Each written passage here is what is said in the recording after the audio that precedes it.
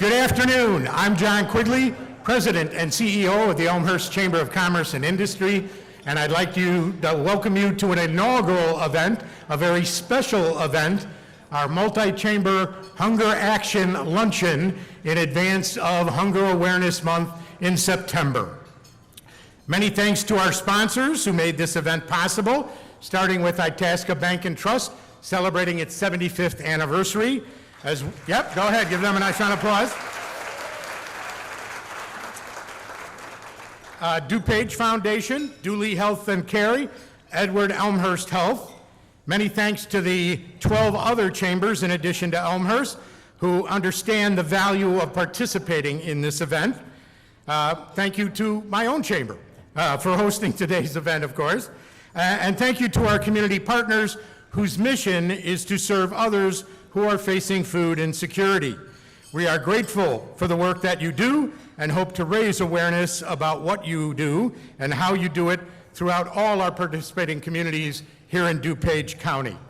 It was about a year and a half ago that Scott Lamort of Itasca Bank, who's a member of the board of directors of the Elmhurst Chamber, came to me and said, my bank has always had a special relationship with food pantries, and we'd like to do something during our 75th year to really raise the bar. Do you think you could help us out in doing it? And I said, sure. Didn't know what it was going to look like or what it was going to be or how it was going to pull off. But 18 months later, we're here in this room. We have 275 people as a sellout. Yep.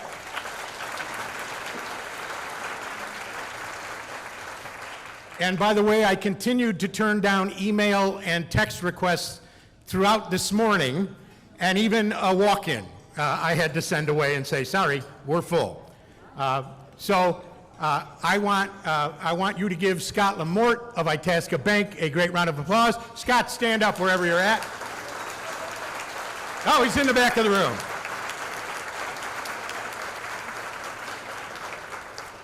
And also Ginny from Itasca Bank. Ginny, where are you at? She's in the back of the room as well. We could not have done this without her either. The program sitting on your tables, she did a yeoman's job putting that all together. And last but not least, I want you to thank Kathy and the staff here at the Abington. A week ago, we had 120 registrants. By Friday, we were at 220 when registration closed. Monday, we were at 275, and I could have put another 25 people in the room had we been able to do it, but we hadn't. Abington has gone above and beyond in helping us pull this off with all the last-minute changes. Give Kathy and all of her people a great round of applause.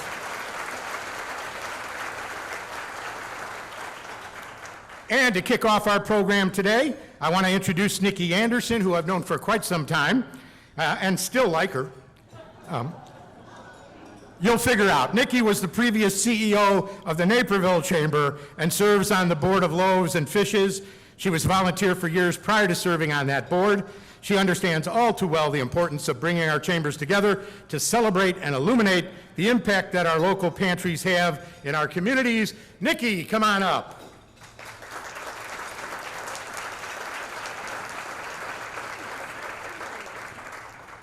Thank you, John. I think we both know now that when Scott comes to ask us to do something, we need to rethink that. No. Grateful to Scott and his vision and all the teamwork that went into it. So thank you, John, and welcome everyone. The goal of today's event is to bring chamber members together to learn more about food insecurity and how they, as chambers, how you all, as chambers, can support and raise awareness about food insecurity in your communities. Before we begin our conversation with our outstanding panelists, I'd like to share some information about food insecurity in DuPage County and how it has changed over the past few years.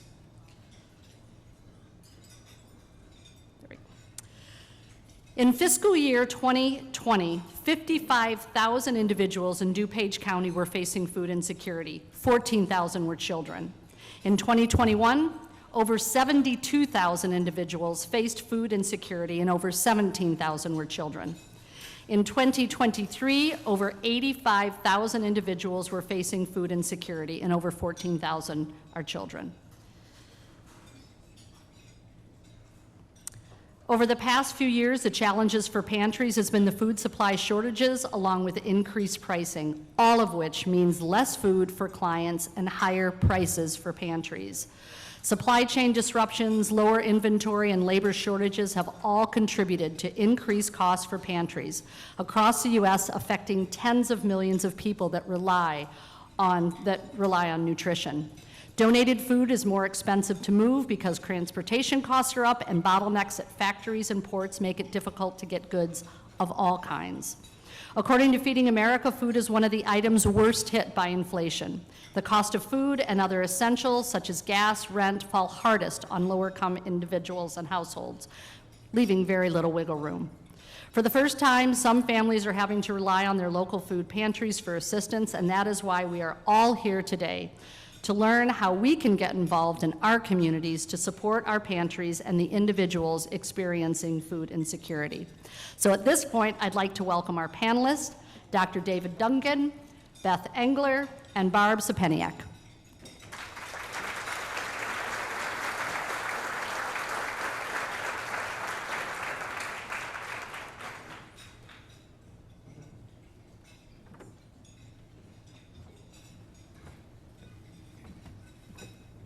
So I would ask you to refer to your program book so you can read more about our esteemed panelists today. So Dr. Duncan, I'm going to start with you. As an internist and pediatrician, can you share with the audience how the lack of access to food, especially healthier food options, impacts children's health? Of course, thank you. Thank you all for having me here and to speak to this really important mission that the county needs to embark on. So looking at the data that you just shared with us, this morning, 14,000 kids might have gone to school hungry. Think about that again. 14,000 children might have gone to school hungry. So that's just to start with. And then when we look at what that impacts on their school day, their interactions with their friends, their interactions with their teachers, their learning, their cognitive ability, their ability to stay healthy, to have a strong immune system, to have a strong brain. Nutrition is very important for a child's day, as it is for all our days, but for children in particular. So it can have a really significant impact when they go to school hungry. Thank you. Beth, as someone who works directly with families experiencing food insecurity, can you tell us about the work that you're doing in the school district and how food insecurity impacts the learning and the educational experience, not only for the children, but also the families? Sure, and thank you for having me. Really excited to be here. I'm passionate about working with students and supporting families who have very significant needs. And I don't want to repeat everything that was just said, but obviously from a medical standpoint, malnourished children and children who come from families who are food insecure don't come to school ready to learn. They come tired and feeling oftentimes weak and listless, and sometimes have a harder time paying attention. So what school districts are doing, social workers refer families to food pantries within the community. We also have some children who have actual behavioral plans with additional snacks written into their day, scheduled into their day, because with their already dysregulated behavior, being hungry can sometimes exacerbate those disruptive behaviors. So sometimes students or teachers just keep extra snacks for students, oftentimes on the down low, but typically if the student has that written into his or her plan. Something else that some schools do is through their home and school organizations, they put together grocery packages of groceries that students and families can sign up for. And they don't necessarily have to be families that already qualify for free and reduced lunch, although that's obviously an integral part of their academic day as well. So students can receive free breakfast and free lunch, but then the additional option to participate in bags of groceries that they can pick up at a local church or community center are being provided. Thank you, Beth. Barb, when you look through the lens of a foundation that works to improve the quality of life for DuPage residents, what have you seen in the past few years with food pantries in DuPage County? So I want to give a little bit of background. The DuPage Foundation is the county's philanthropic leader, and we work with donors to help them maximize their charitable goals. And we also support the local nonprofits through our grant making. We have multiple grant programs, with our signature one being our Community Needs Grant Program, where local nonprofits can apply for grants in multiple categories. And we also are partnering with DuPage County with our DuPage Community Transformation Partnership. Many of you probably know the county gave the foundation $10.6 million last year to manage a 5-year grant program to address multiple issues, and one of them is food insecurity. And through the grant applications we receive from both of these programs, we learn about the needs in the community, we learn about the strategies that are being employed, and we also learn about who's doing it well and what isn't going so well. So we basically have a bird's eye view of the overall charitable landscape in the county, and I would say food insecurity is definitely at the top of the list of being one of the most pressing issues. I'm going to reiterate some of the things that Nikki mentioned because they really need to be emphasized. We have seen exponential growth. So from our perspective, from the foundation, we've seen exponential growth in the number of people that are visiting the food pantries. And in a lot of cases, it's more than that were visiting at the height of the pandemic. And I would say most food pantries have said that they're at least seeing about 50% more, but many are seeing double the number of clients they saw last year. And one food pantry indicated that last year they served 3,000 clients per week. This year, they're serving 8,000 clients per week. And pantries are struggling to meet the demand. As Nikki mentioned, there's more clients coming to the pantry, and they have to buy more food, and inflation is costing a lot for the food pantries. And unfortunately, they're paying for food today that they may have gotten for free in the past. So DuPage has a very robust food rescue system where local pantries are connected to grocery stores throughout the county. And they can go in there and pick up, pretty much every day they can pick up bread items, fresh produce, meats, dairy products, things that the store can no longer sell, but they're still edible. And unfortunately, that has dwindled a bit. Food pantries need a larger physical footprint. So they're seeing, we're seeing more clients, we have more food to store, so we need more space. So some of them are expanding their footprint. Some are needing more money to support refrigeration, shelves, freezers. But over the years, I've really seen this shift. Food pantries are experiencing enormous challenges, but I would say they're really, really resilient, and they are so focused on making sure that any hungry family actually, is getting access to healthy, nutritious foods. So I started with the foundation about 15 years ago, and at that time, I remember food pantries, they would deliver, you'd pull up, you'd go in, and you'd get a box of food, maybe not what you like.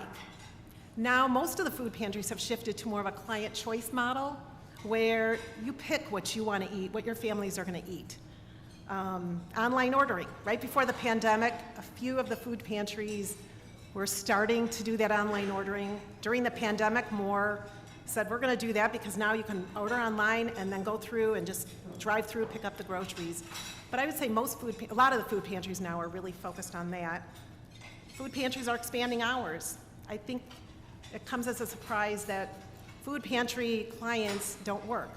The reality is many of them do work, and they're not available during the day, so food pantries are accommodating by having night shifts and doing it on the weekend. But the biggest thing I've seen is food pantries are meeting clients where they're at. So they all have a physical presence, a building, but now they're going to where the clients are. They're having pop-up pantries. One community has a physical food pantry in the south end of town, but a low-income neighborhood on the north end of town. So they're going to them. They're going into schools. They're delivering groceries to seniors who can't get out of the house due to the transportation. And then finally, sorry, I talked a little long here, they're providing wraparound services. So most people, the first time they access services is when they go to a food pantry. And most food pantry clients have other needs beyond that. So the food pantries are bringing in social service agencies in the areas of job assistance, nutrition education, early childhood, the list goes on, so that those going to the food pantry have the opportunity to connect. Sorry. No, Long thank you, answer? Barb. That's great information. Appreciate it. Dr. Dungan, in a perfect world, we'd love to see families have access to fresh produce and lean proteins, but that's not always the case. So due to the shortage of time and resources, families often go with what's less expensive and then less nutritious. Can you offer your insights regarding the impact less nutritious foods have on children and why healthier options are so very important? So we're becoming, I'd say the healthcare landscape is starting to evolve to where we're starting to understand the impact of food on health. Not that our predecessors didn't understand that 20, 30, 500, 1,000 years ago, where everybody knew that certain foods would make you healthy and some certain foods would make you unhealthy. So food is medicine. It can be good medicine or bad medicine. So with Julie, what we've really started to embrace is that we see the food impacts on our patients when they're out of our office. Right? So they talk about healthcare outcomes being 20% what happens inside the clinic wall, 80% what happens to the patient outside the clinic wall. So we're all here talking about that 80% or part of that 80% being food and food access with that. So accessibility is key. The other important thing is food quality, right? We want to try to have, if food is accessible, how can we make it most nutrient dense and least energy dense so we help patients navigate a better health balance. And then the other thing is that if they get a nutrient dense item, what do they do with it, right? So how many of you have received some vegetable from like a co-op box or maybe a farmer's market or something like that, and you go, I have no idea what to do with that.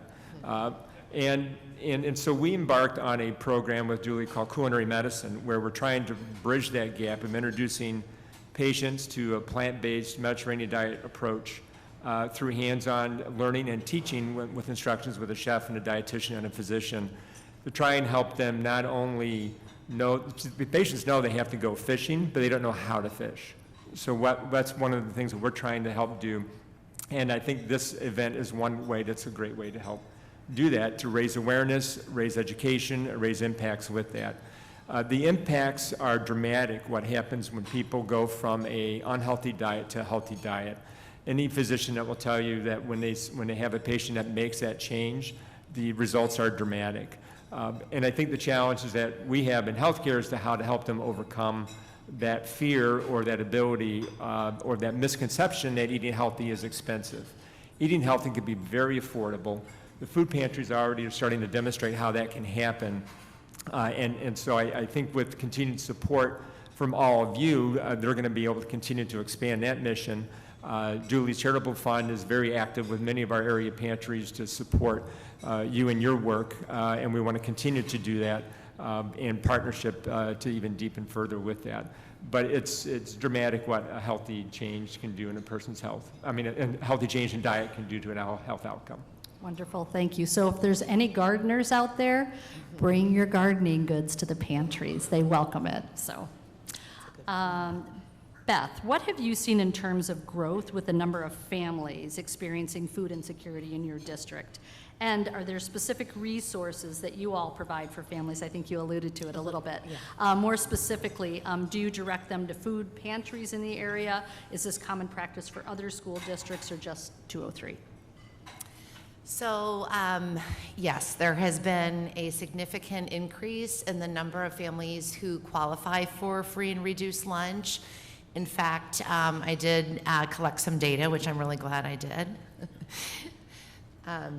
So back in 2019, 2020, just before the pandemic, there were about 1,200 families in our school district who qualified for free and reduced lunch, and that number doubled for last school year, in 22-23, increasing to about 2,400 families who qualify for free and reduced lunch. So obviously a huge significant number. So yes, we are definitely referring families to food pantries, to some of the pop-up pantries that different churches provide, drive-through service in their parking lots, any sort of resource where food is being provided for families. We're referring to those organizations. I forgot the second part of the question. that's I'm okay. so sorry. Just Other to- districts. Yes. So I did come from a different school district prior to my beginning to work in Naperville District 203.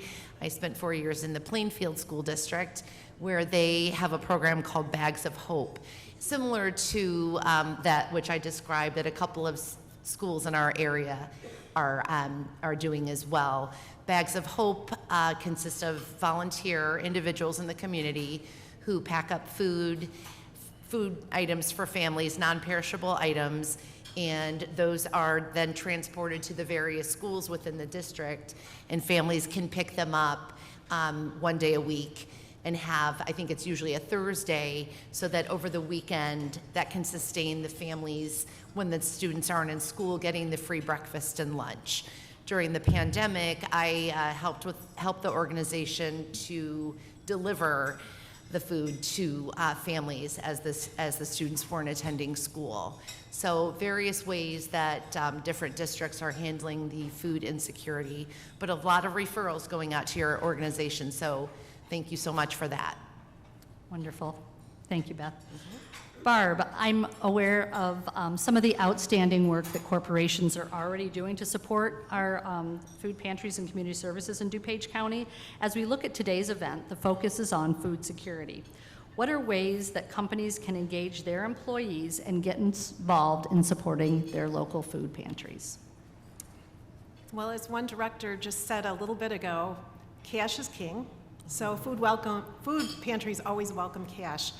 But one way a business could really help is provide a match opportunity. $10,000, the business will donate $10,000, give it to the food pantry, predicated on the fact that they raise an additional $10,000.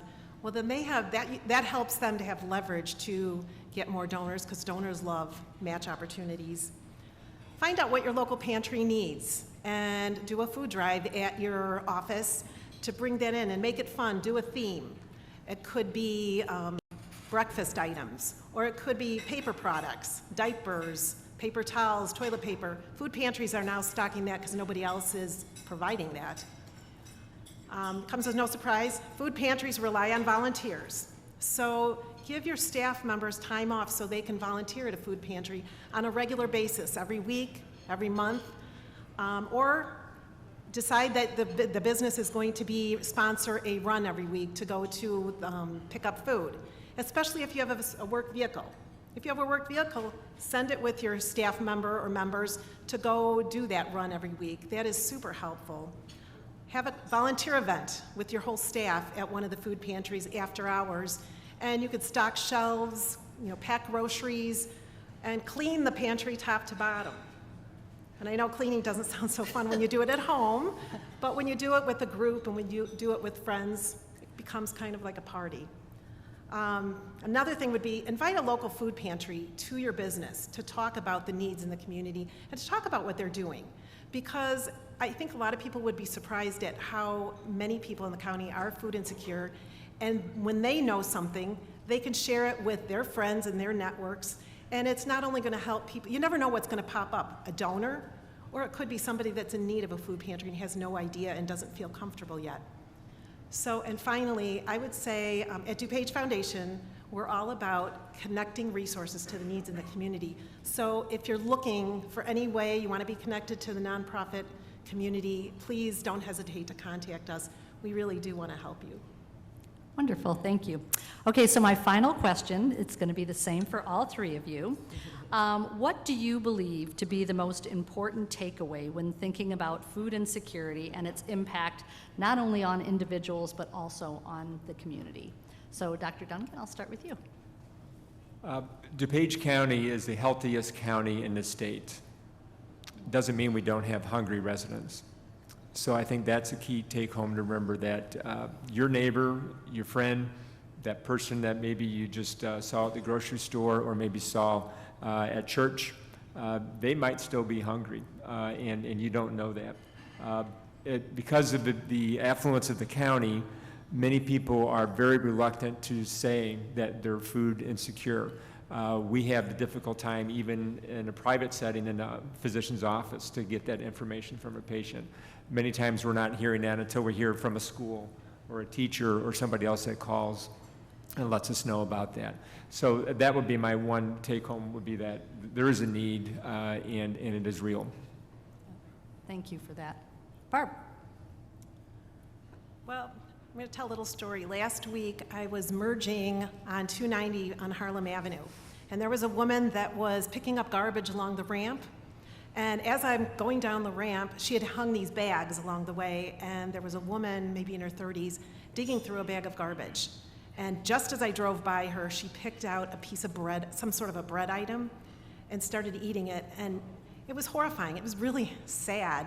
And it just really, to me, illustrates that how lucky we are in DuPage County to have so many food pantries trying to make sure that every resident that's hungry has access to food, but has access to it in a dignified and non-judgmental way. Thank you. Beth? I guess I'm last. Unfortunately, they stole my answer. No. I guess just summarizing that the need is so great. People are shocked when I tell them what my role is in Naperville District 203, which is to provide wraparound services for students and families who have significant needs, and the needs are many. Food insecurity is just one of the many barriers to education, but the need is great, but the resources are greater. So I think just bringing awareness to community members, being able to accept that this is an epidemic, and to be able to be willing to volunteer and to find out more about all the resources, and I'm inspired to go do a little bit more outside of my regular work day, maybe not to clean the pantry, but although I heard party, so that sounds fun, but I love the idea of even providing some incentives within the school district to help support the organizations. Great, thank you, Beth. And I would encourage all of you that are here today that to make sure that if your food pantry, or in my case, community service, is here today, please go up, introduce yourself, and find out how you can help. There are so many opportunities, but we don't know what we don't know, and the reason we had this event is so that you can learn and that you can know and you can make a difference, right? So I want to thank the panelists, Dr. Duggan, Barb, Beth, thank you so much for participating today and enlightening us in food insecurity, and that just because we live in DuPage County doesn't mean we're not affected. Thank you so much.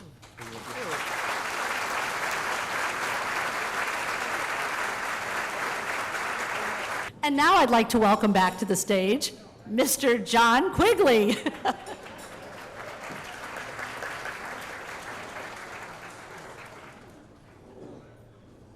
So, didn't take long for us to get off script.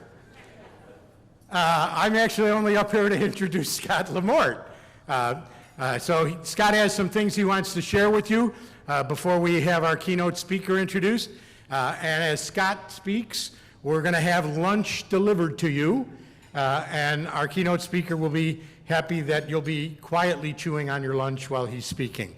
I know that's true. He'll be happy you're eating while he's speaking. He is, after all, the food guy, right? All right. Give Scott Lamort a great round of applause.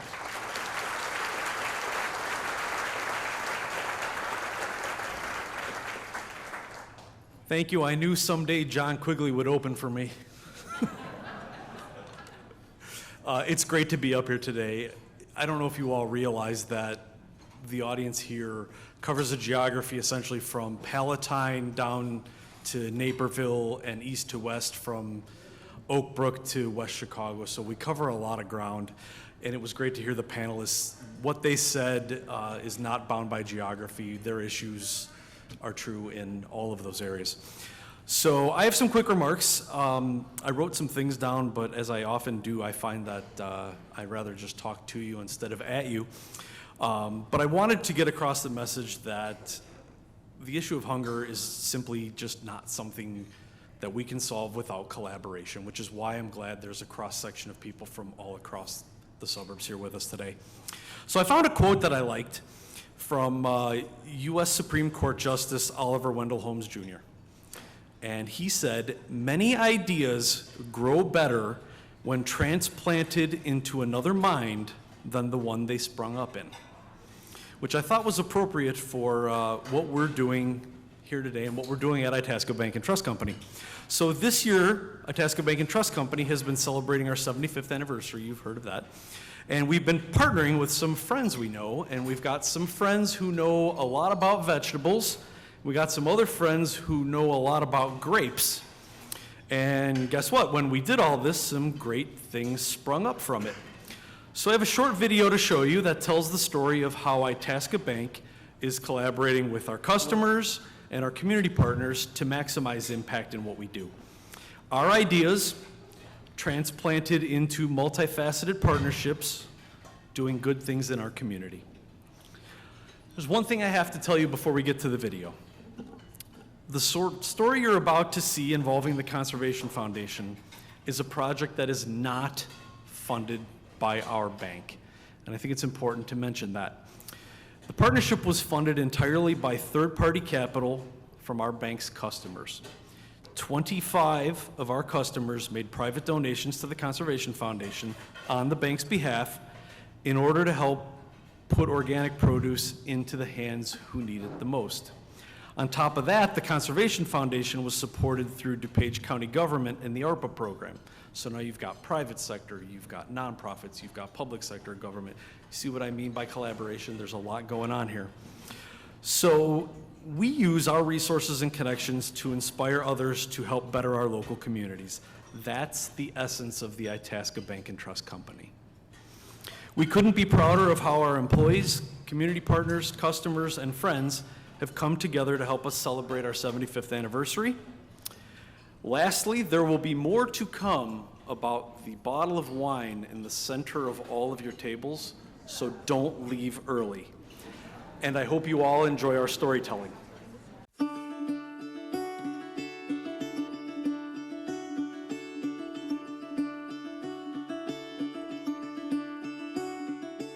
The Itasca Bank and Trust Company is a locally owned community bank that's been part of the local community since 1948, celebrating its 75th anniversary this year. We decided to purposefully put some time and effort and energy into celebrating this with all of our constituencies. So that being our customers, our employees, the community at large, our directors, our shareholders, everybody. So it's really important for a bank like Itasca Bank and Trust to be involved in the community. It's sort of the basis for how our bank got started, and without the community, we're not effective or as effective as we can be.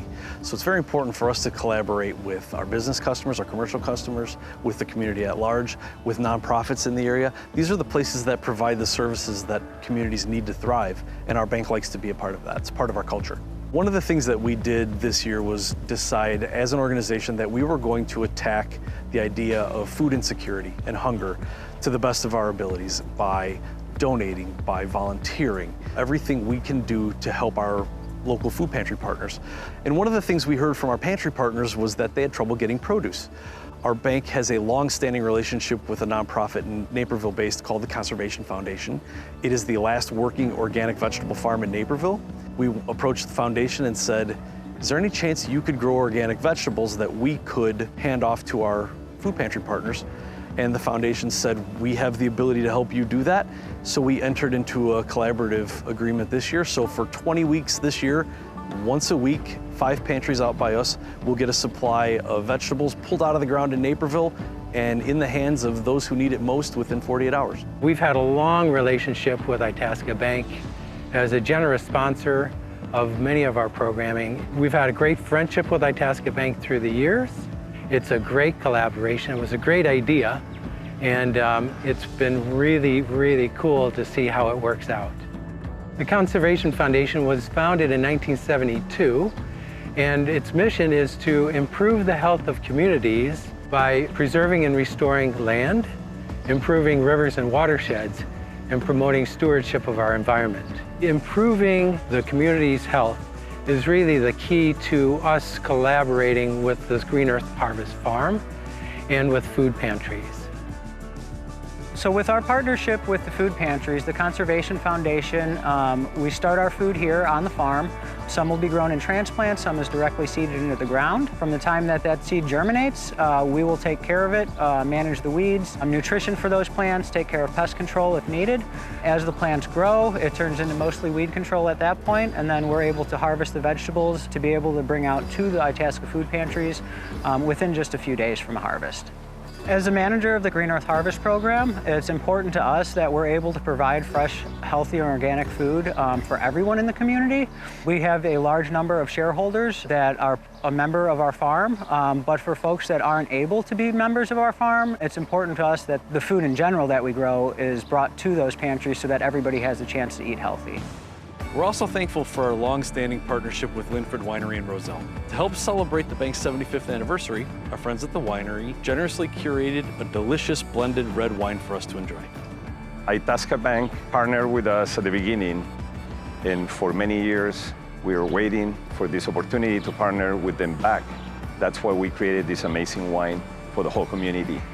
We partnered with them and create this amazing blend of Carmenere and Petit Syrah. And this wine is meant to be used for celebrations, stuff, and any other events. Itasca Bank always been there for us. They are very reliable, and we're very grateful with our partnership with them. It's important to celebrate the last 75 years of what Itasca Bank and Trust Company has done for the communities around it. But what we're really looking forward is to the next 75 years and on, about how we can continue to partner with local community agencies, nonprofits, government agencies, and our commercial customers in a way that benefits the greater good. So that is how together we can shape our future.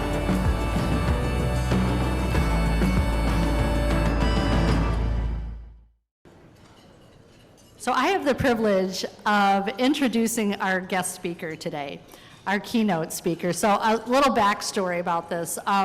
When Scott had reached out and we were trying to brainstorm on who might be a great keynote speaker, Scott had reached out to Steve Dolinsky. And I go, the food guy? Yeah, the food guy. And he was so gracious and stepped up right away to participate in today's event. So we are grateful.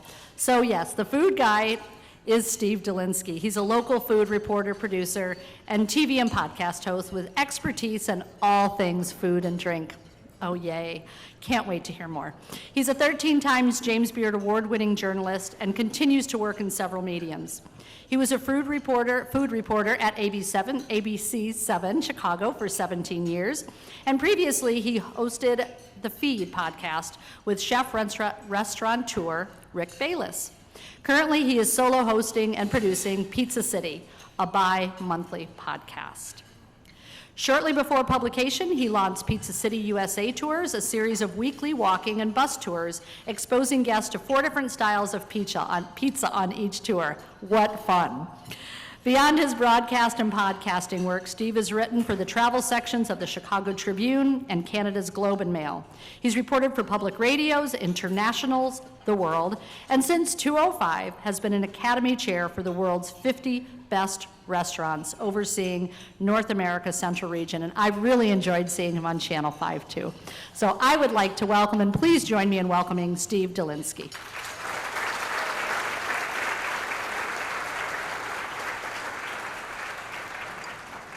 All right, it's great to know I can still fill a room in Glen Ellen. I do have a very strong West Suburban connection. I moved here, I'm going to just check out my watch, see how long I can speak for. Okay. I moved here at the end of '92 from Iowa. I'm from Minnesota originally. I'll talk about that in a second. But I was working in the Quad Cities in Davenport, Iowa, at a TV station. And I heard about this startup that the Tribune Company was launching called CLTV. And anybody remember CLTV here? Yeah, okay. They were located at 2000 York Road. And so at the end of '92, I moved to the city, but I was commuting out here, and I know the way to the Oberweis on York Road better than anybody else, because that coffee shake there is amazing. I gotta say, it's very meta seeing people eating in front of me. This is really weird. I normally am, people are looking at me eating, and I'm looking at you eating, so this is okay. Got to get used to this. Quick anecdote before I get into my talk. This past weekend, we had our second annual Pizza City Festival in the city, and Sunday was amazing. We had 2,000 people show up. It was glorious, 20 pizza makers baking on ovens. Saturday, we had a lot of challenges. I'm not going to get into it, but power generator, et cetera, and people were pissed, rightly so. And I've spent most of yesterday issuing refunds and apologies and just, mea culpa. But I realized when I thought about this some more, and this talk just now just really put this in perspective, I realized that, hey, I inconvenienced you for a couple of hours, you're going to get your money back, but none of these people have any worry about where their next meal is coming from. And when I think about what you guys all just said, that stat that David gave of 14,000 kids going to school hungry today, I wish those people had some perspective. I really wish they did. And it made me think, if we do this event next year, there's about a 50-50 chance we will, we're going to change our charitable partner. We'll do a food pantry for sure. I'm not sure which one. I know you're all going to be lobbying for me after this, but we're going to donate to a food pantry next year. This year we did Slice Out Hunger, which is started by my friend Scott Wiener in New York City. If you ever go to New York City, take Scott's Pizza Tours. He's a genius. But he started Slice Out Hunger several years ago, and they buy pizzas from local pizzerias and then donate them to shelters that accept hot food deliveries. But we're going to change to a food pantry next year. Anyway, I digress. So my background is an interesting one. I have a weird job. I'm a food reporter. How do you get that job, Steve? That's like a dream job for a lot of people, right? It is kind of a dream job, I'll be honest with you. I grew up in St. Cloud, Minnesota. Anybody from Minnesota here? No? Okay. One of you, all right. U of M, go. So I grew up in St. Cloud, Minnesota, about an hour north of Minneapolis, in a kosher home. And my parents were quite religious. And my mom grew up on the old north side of Minneapolis, very Jewish neighborhood. My dad was from St. Cloud. His father had a scrap business called St. Cloud Auto Wrecking. A lot of the Jews who moved to the Midwest at like the 1940s or 50s were in either grocery stores or scrap metal. Because you didn't need to really speak the language very well, to haul scrap metal. So my grandfather was a scrapper, and so my mom moved to St. Cloud, but she kept kosher. And so my dad, of course, followed suit, and there were like 10 Jewish families in the whole town. And so we would wait for the Greyhound bus to come twice a week to the station, and we'd pick up all the frozen, Empire frozen chickens and all the kosher food, because if you keep kosher, you can't eat pork. And you can't mix milk and meat together. So you can't have cheeseburgers, you can't have ice cream sundaes right after you eat a steak. It's challenging if you're a kid in a small town in the upper Midwest. And so several years later, my brother and sister, who are much older than I am, brought college friends home for dinner, and we went to a Chinese restaurant, and one of them ordered sweet and sour pork. And I was like 12 years old. And so, of course, we're passing, it's Chinese food, it's family style, right? And so I'm trying some, and I kind of, my mom's not looking. And it was sort of like, those scenes where the heavens open up and you hear the angels sing? Oh. So that was my first taste of pork. And many years later, when I lived in Chicago, we lived in the city, we had a pig roast in our back alley called Pig and Pinot, and we had these cajachina boxes, and we'd roast 4 pigs at a time.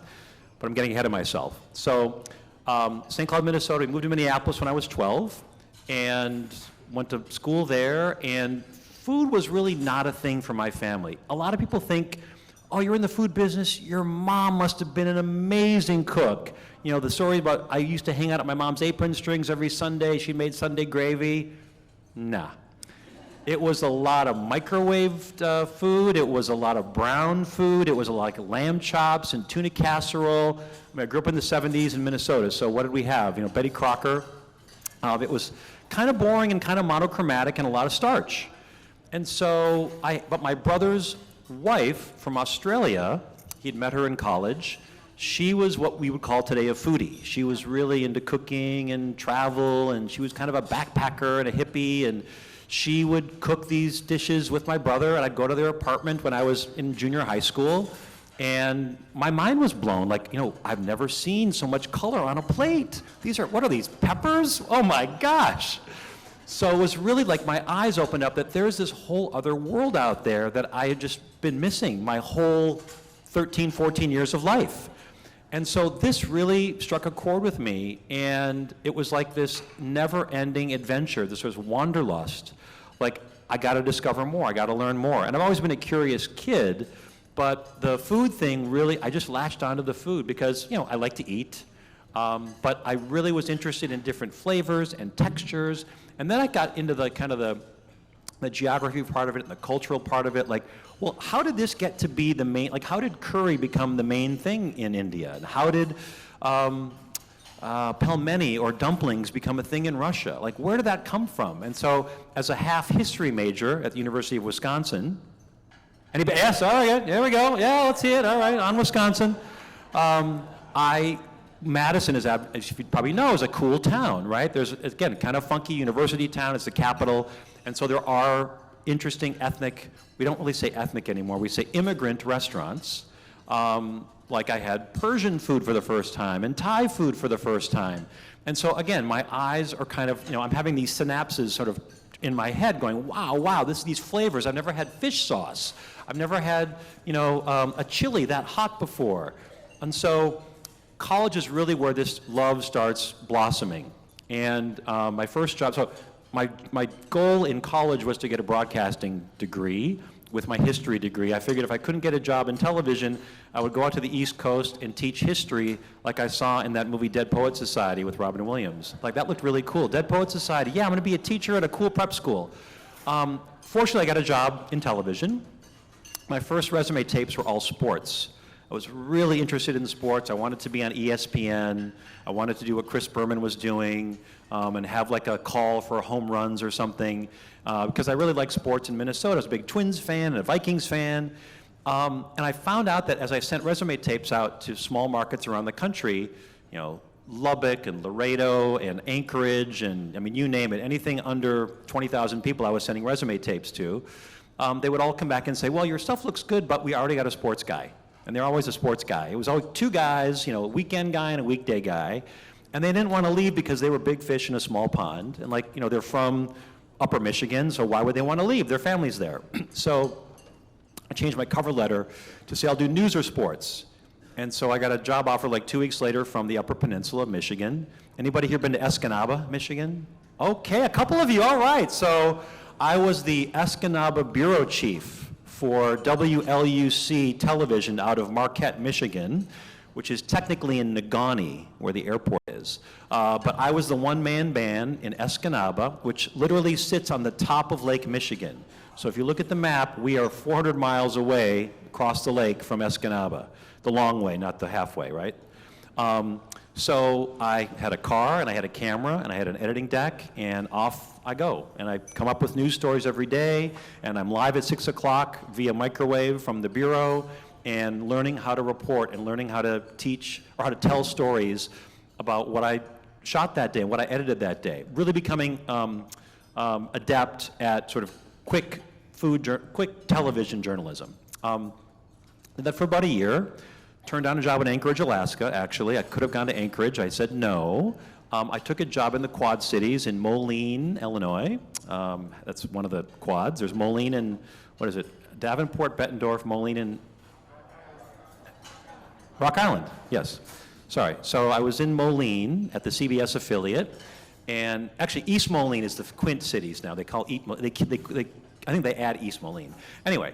I'm there doing news for the local affiliate. I get recognized by the #1 station across the water in Davenport, KWQC, the Quad Cities news leader, and they hire me after 5 or 6 months in the Quad Cities to be a news reporter over there. And I really got some great assignments because if you live in the Quad Cities, which is on the Mississippi River, you're covering both Illinois and Iowa kind of equally. So I got to go to Des Moines to cover stories, and I got to go to Springfield to cover stories, and really, again, lots of live shots, lots of live reporting, speaking on your toes, kind of, you know, thinking fast. While this was happening, there was this food in the background. So when I was in Upper Michigan, I remember there was a Thai place in Menominee or Marinette, which is a 50-mile drive from Escanaba at the border of Michigan and Wisconsin. And I would go there once a week because I met the owners and I was interested in Thai food, and I was trying to cook Thai food at home, but it was 1990, 91, and there wasn't really, Thai basil in every grocery store in Escanaba. It was a little difficult to find coconut milk, even though I had these cookbooks that my sister-in-law, my Australian sister-in-law, had given me as a gift. So, and then when I got to the Quad Cities, I met a guy who owned a Jewish deli, and we'd go there and get matzo ball soup and corned beef sandwiches and pastrami, and just like, always seeking out kind of the interesting, funky restaurants. I'm like, but never thinking that could be a job. So I applied for this job at CLTV in '92 and got hired as like the third news reporter at the station. And we launched on January 1st of '93. And most of my colleagues were living in Clarendon Hills and Hinsdale and Oak Brook. And I was like, you know what? I'm sorry, all due respect, the restaurant's not as exciting to me as what's downtown. And so I was going to live on Halsted because I was, I'm not from here. And I just thought, oh, Lincoln Park just seems so lively, and I'm 24, 25 years old. It's like, come on, I got to live downtown. So I'm doing that, living above the King Crab on Halsted, right up the street from the Steppenwolf. By the way, don't ever live above a restaurant. Lots of critters and bugs and things and noises, so not pleasant. But I lived there for about a year, and this was my Chicago food awakening. This was making my way out in concentric circles from my apartment to Uncle Tanus for Middle Eastern and Ito Sushi and anything I could find that seemed interesting. Rubbernecking as I'm driving down every street, kind of, oh, that awning looks interesting. What do they have there? Oh, that's Southern Thai food? I've never had that before. So kind of this education, self-education. And then, again, lo and behold, people talk about, right place, right time.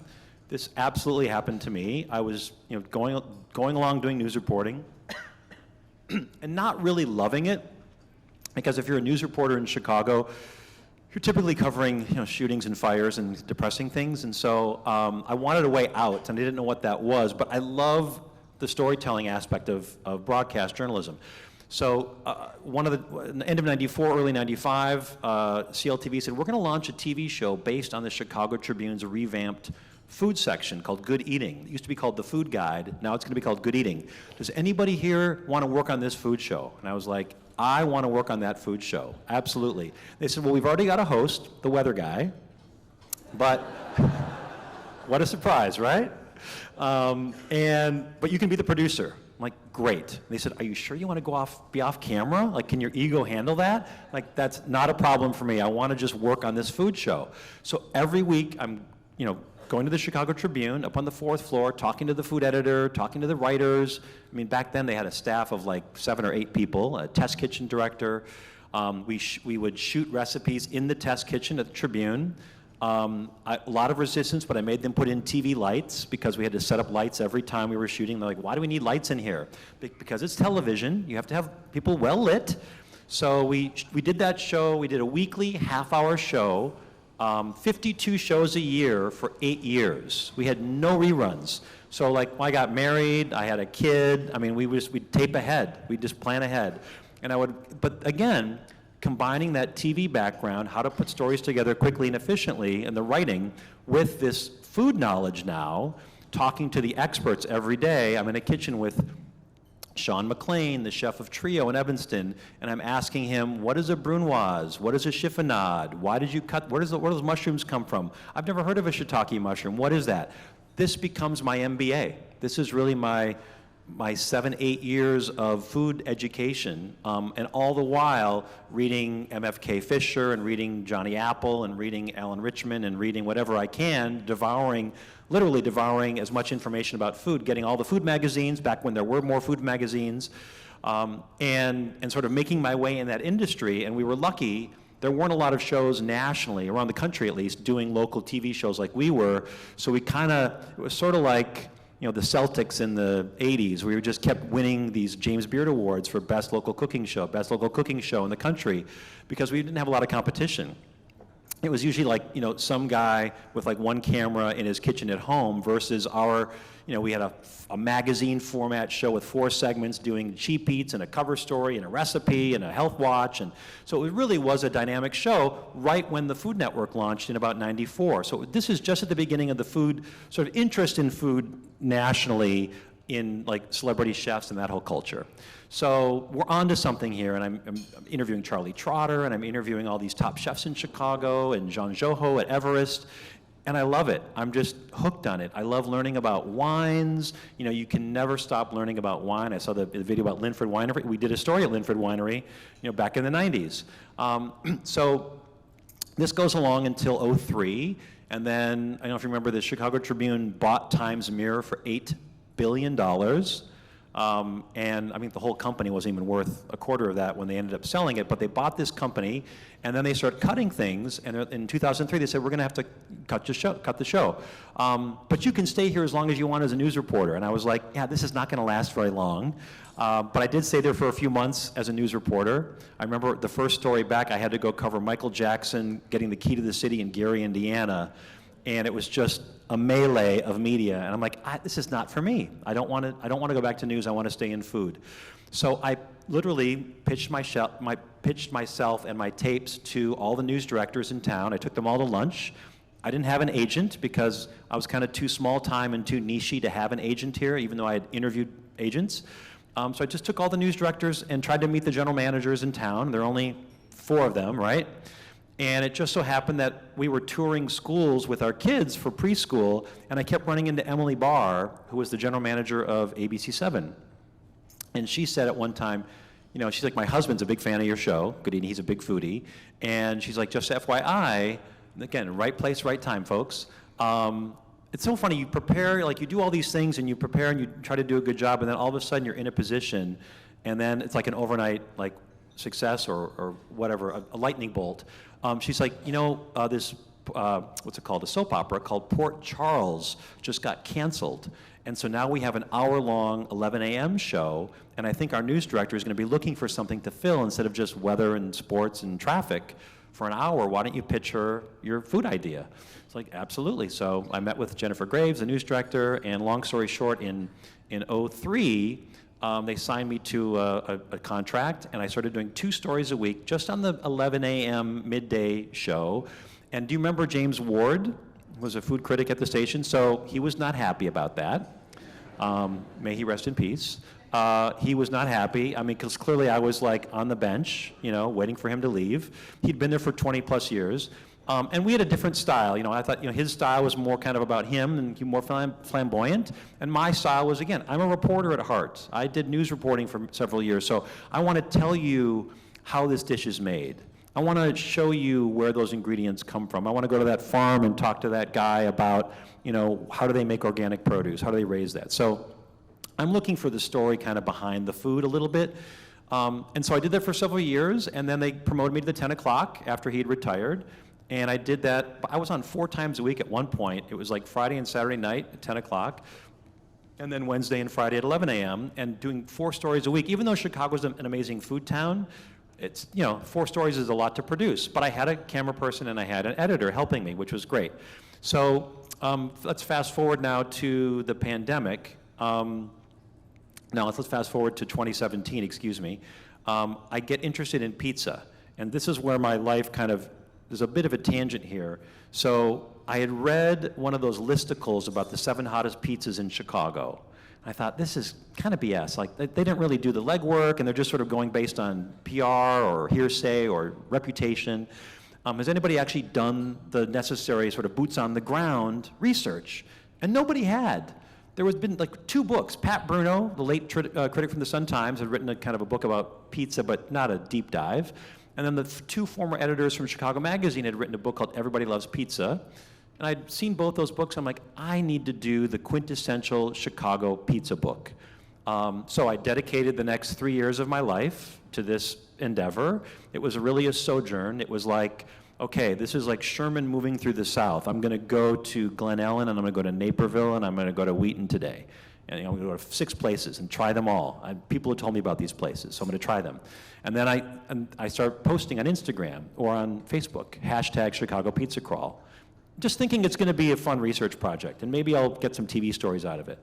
Well, people start chiming in like you wouldn't believe. Hey, Dolinsky, if you're going to do this pizza crawl, you better go to Pudgy's and Hegwish, or this list is worthless. You better go to Aurelio's, not any Aurelio's, the original one in Homewood. You better ask for the pizza out of the old oven. And you better go to Phil's in Oaklawn. And you better go to Phil's on 35th in Bridgeport. And you better go to Barnaby's in Northbrook. And you better, and on it went. And I realized there's a thing in Chicago, which I've dubbed Pig syndrome, P-I-G-U-E, which is, of course, pizza I grew up eating syndrome. Because we had these conversations beforehand, like, hey, I'm a Homewood guy. I'm like, I know you like Aurelio's, or you're from, Elmwood Park. I know you like Armand's. You think that's the best pizza. Or I'm from, wherever you're from, that's the best pizza. I grew up on Shakey's in Minnesota. I don't think that's the best pizza. Sorry, Shakey's. From Sacramento, 1956, by the way, in case you're wondering. So I really started discovering all these little nooks and crannies. And then I realized just because they're a sacred cow, they've been in business for 40, 50 years, doesn't mean it's the best pizza, frankly. And because I'm not from here, I don't have that bias built in. I don't have that sort of pig syndrome, right? So I just kind of came in open mind, open eyes, open palate, like no free passes. People were pissed about that, frankly. They're like, how can you say that about my beloved place? Or how can you not include it in my beloved place?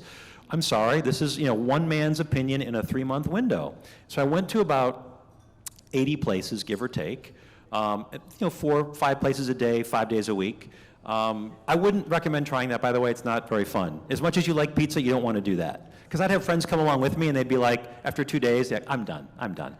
So I realized that we have 10 styles of pizza. I realized there's more than deep dish and stuffed and tavern. I realized that you can find pizza really everywhere and anywhere, not just in a sort of designated pizzeria, but sometimes in the back of a kitchen that's not an Italian restaurant. And I realized that pizza is really about bread baking at its core. It's not about what goes on top as much as what's underneath it. And the other favorite term that I came up with, which I tried trademarking, if there's an attorney in the room, maybe we can talk after, but I tried trademarking OBR, which is optimal bite ratio. Think about it. When you eat a sandwich, when you have a taco, you have a pizza, what is it you like? You like the balance, the optimal bite ratio. I like crust cheese sauce topping in every bite. I don't want to have a mouthful of cheese at a stuffed pizza place or a mouthful of dough, right, or crust. I want crust cheese sauce topping every bite. So OBR was born, and I use that on my podcast, which is called Pizza City. And we talk about OBR a lot when I do tours. We have a tour business called Pizza City Tours, which we started in 2018, right after my first book came out. And every weekend we do 4 tours around the city to 3 or 4 different pizza places to show different styles. So, and just FYI, I just realized on my calendar, I am leading this Saturday's tour on the bus, and I think there's still some slots left, so we can talk afterward if you're interested. But I only do like 1 tour a month, because we've got 8 people who do tours for us. So the book, and then the tour business, and then a podcast, and then a second book during the pandemic called The Ultimate Chicago Pizza Guide, because I had missed so many places the first time, and because I wanted to include gluten-free, and I want to do beer pairings, and I want to have recipes, and so we really added to it.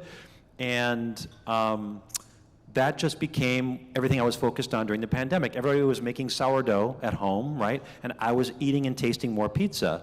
But it was fascinating because I found that these 2-3 Michelin-starred chefs they were closed. Like Oriole Restaurant is a beautiful restaurant downtown for tasting menus, but it's closed. But the chef is really talented, and so he had asked me about, do I know anybody in the pizza game? And he had sent me pictures of a Sicilian he was working on. And I said, the undercarriage, which is the underneath part of the pizza, the undercarriage is a little underdone, a little bit too blonde. You might want to talk to John Arena in Las Vegas because he's kind of the major domo of pizza in Sicilian. And so I connected those 2 guys, and then they had a love affair, and they were helping each other. And then now Noah has a place called Pizza Friendly Pizza in Ukrainian Village that does amazing Sicilian pizza. So I saw all the birth of all this great pizza happening, which is why the second book came out, which is why I started a festival business about pizza.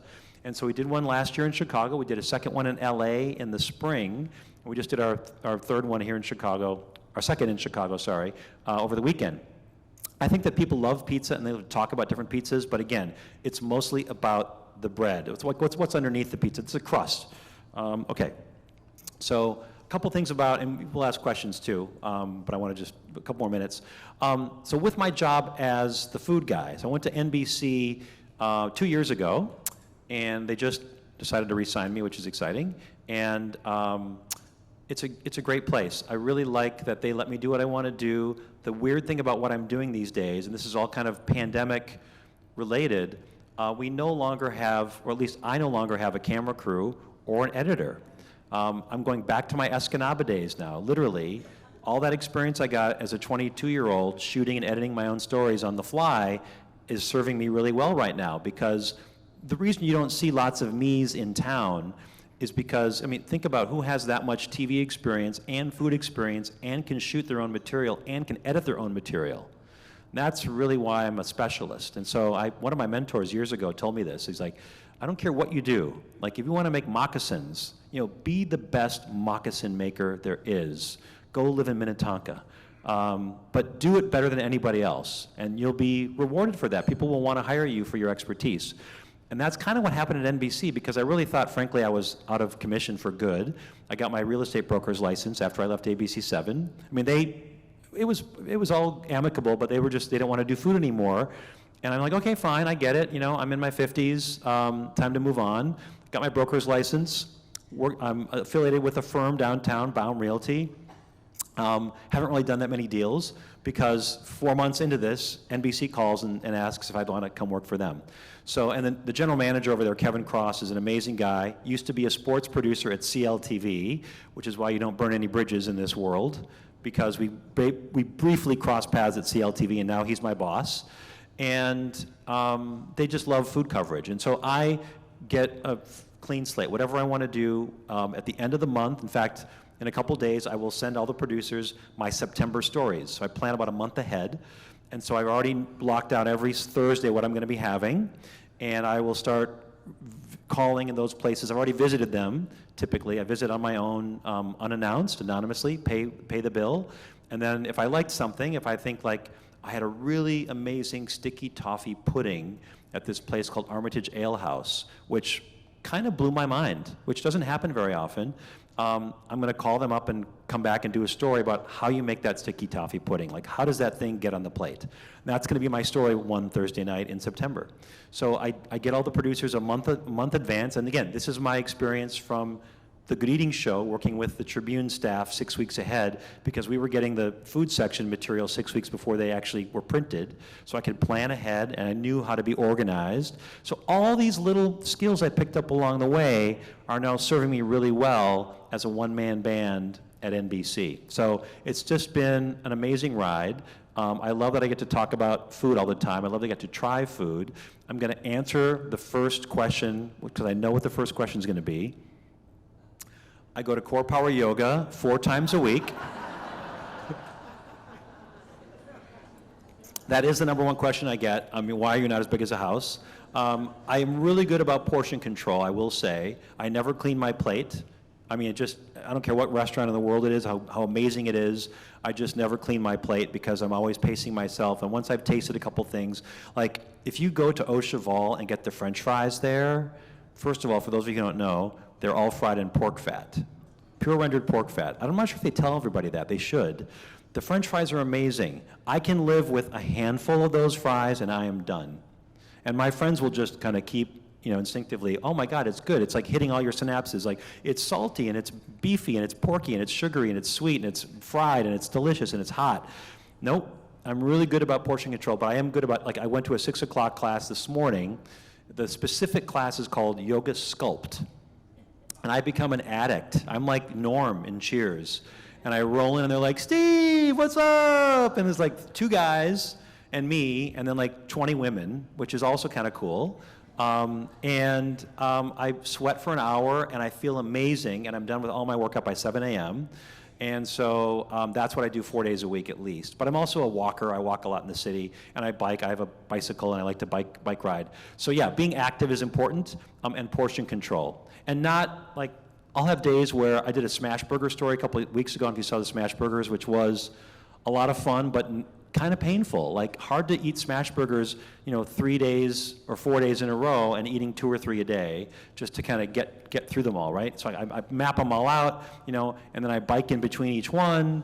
But biking in between one is good. It's like, it kind of balances a little bit. And not eating a whole burger, but just trying to kind of be cognizant of balance always. If I have a splurge night, the next day I maybe do a partial fast until noon. So I'm kind of always equilibrium, optimal bite ratio, right? Balancing. Okay, that's all I've got, I think, to say to you, but I'm happy to take your questions and, anything you want to ask me about food or... Any question over here, Steve? Yes, sir.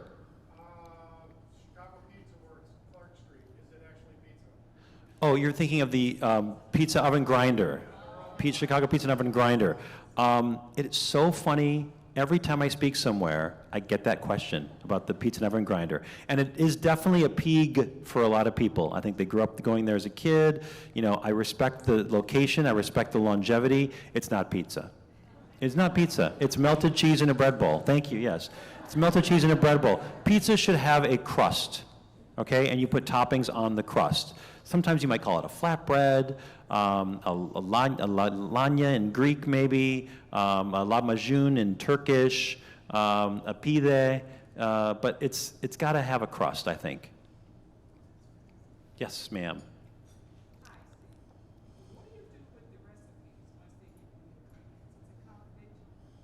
They don't give me the recipes. You mean when I'm shooting a story?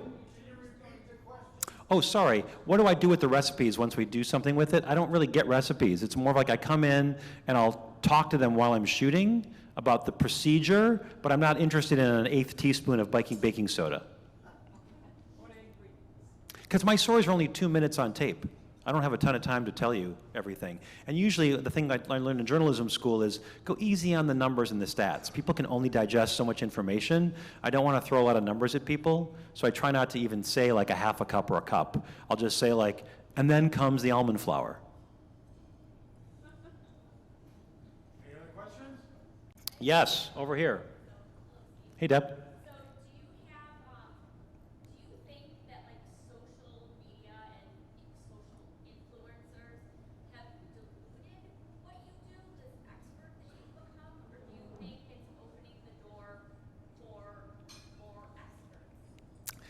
Yeah. Do I think about social influencers and are they diluting what I do? They absolutely are. There's a lot of 22-year-old kids who are, I don't know, are they experts? Are they saying they're experts? I'm not sure if they are.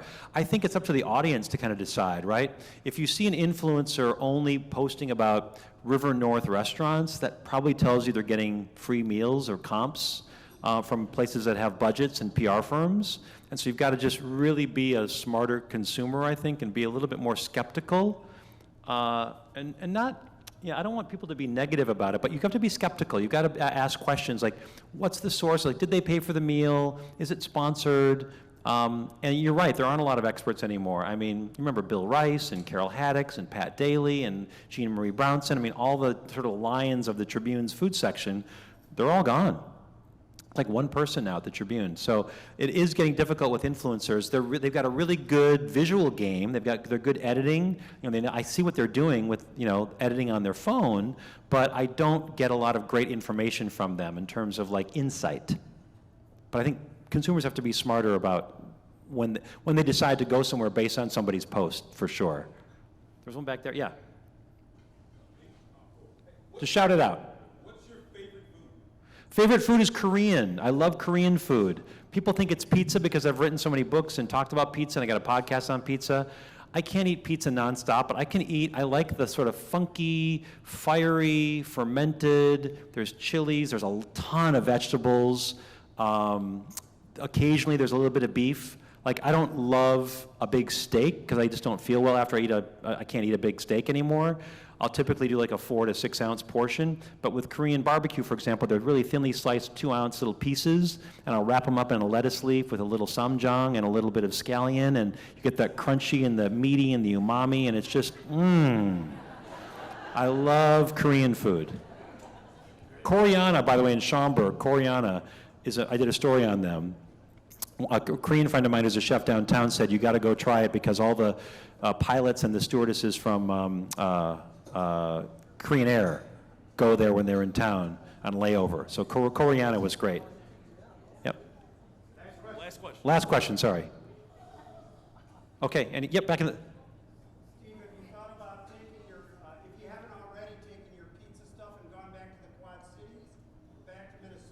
No. No, we're not going to go. No, this is a pizza town. We're staying here. You got a quick question? Yes.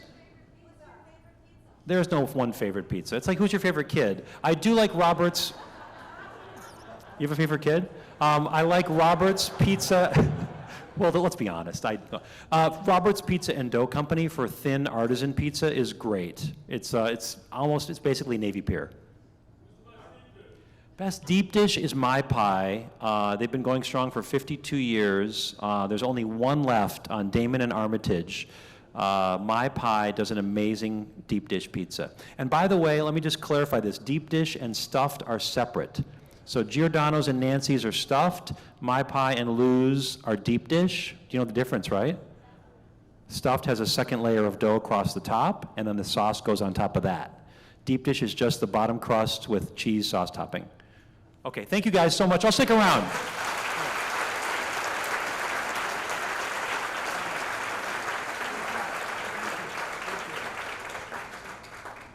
Steve, thank you so much for coming out. You know, our goal here when we put this program together was to have a panel that could inform you and a keynote speaker who could entertain you. And I believe Steve Dolinsky entertained us all today, delivered the goods. How about one more round of applause for the food guy?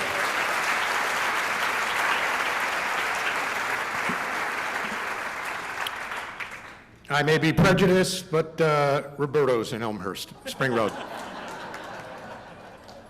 Thank you. It's my pig. I'd like to call up key representatives of our major sponsors for today so that we can thank them. Jim Menching, President of Itasca Bank and Trust. Would you come up here?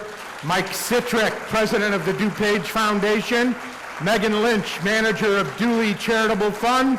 Colin DeLau, Director of Government Affairs and Business Development for Edward Elmhurst Health, and a member of the Board of Directors of the Elmhurst Chamber of Commerce and Industry. And last but not least, Nikki Anderson. Nikki, come on up.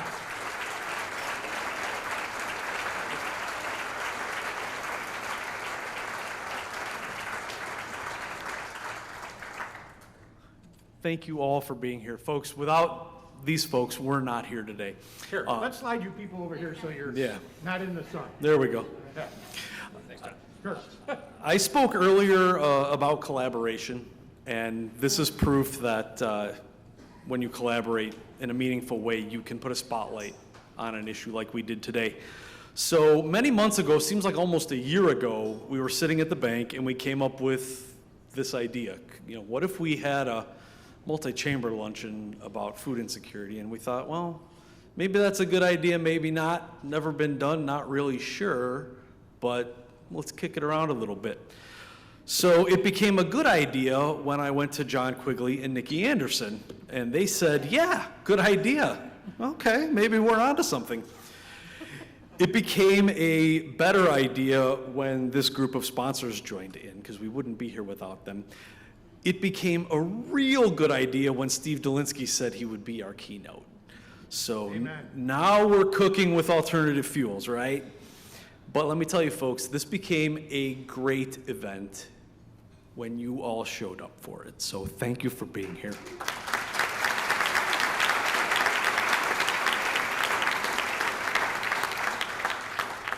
But that being said, what we did today is not enough, and we simply can't stop here. The people you see on the stage have done their part to get us here, but now we need to keep going. And with that, I would like to call forward Itasca Bank and Trust Company President Jim Menching to make an announcement. Give Jim a round of applause. I was going to say thank you, Scott, but we're very proud to announce that Itasca Bank and Trust Company would like to continue our commitment to fighting hunger in our local communities in a more permanent fashion. Therefore, in honor of the bank's 75th anniversary, we are creating the Itasca Bank and Trust Hunger Action Fund of the DuPage Foundation with the initial commitment of $25,000.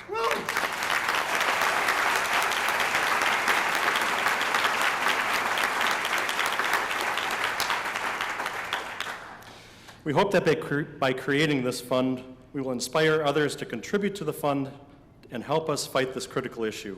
With that, I'll turn it over to Mike for some further explanation.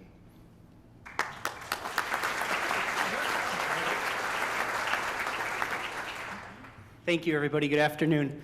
I'll be brief. I want to start off, first of all, by thanking Scott and the bank and everyone. This is a great event.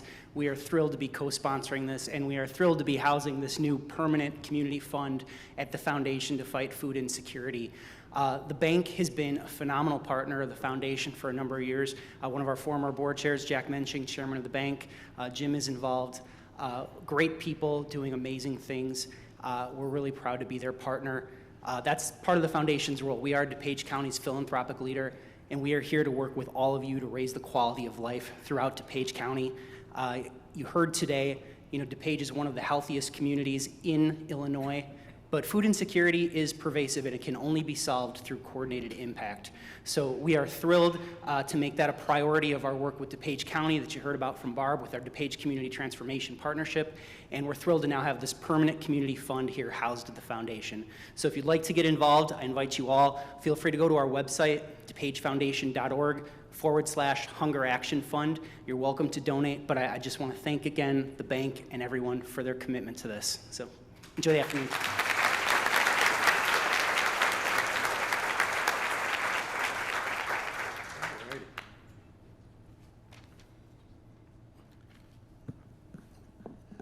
Well, we did raise some money today for local food pantries.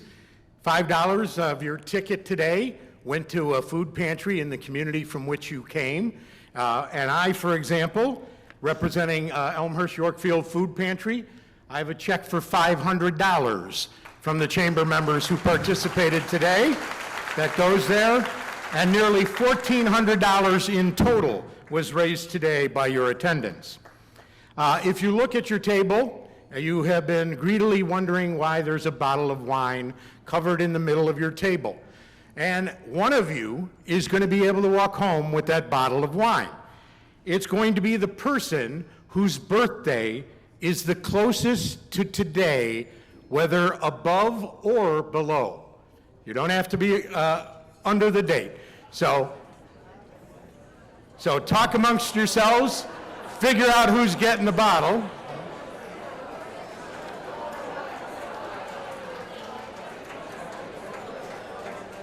And the last thing I'd like to leave you with today,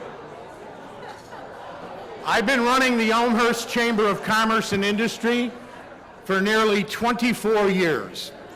And shortly after I brought on as president and CEO, a local newspaper called me around Thanksgiving and said, "We'd like a quote from you as to what you're thankful for." And I said, "It's pretty simple. I've never worried where I was going to sleep at night. I never feared for my safety, and I never worried where my next meal was coming from." And the majority of people around the world can't say that. And even in an affluent community like Elmhurst, school kids have to have their lunches bought for them because their parents can't afford it. So food scarcity is serious. We appreciate you taking it that way. Enjoy the meal you had today and appreciate the fact that you were able to do this today. And thank you for coming out. Have a great day.